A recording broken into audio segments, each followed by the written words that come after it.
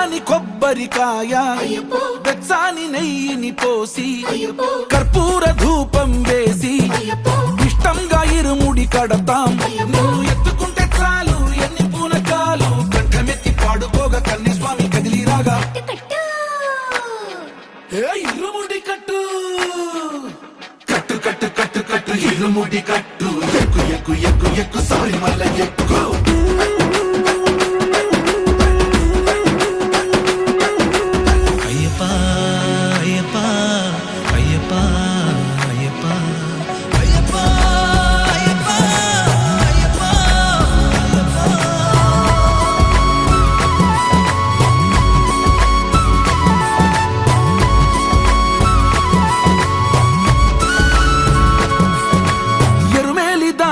వస్తాం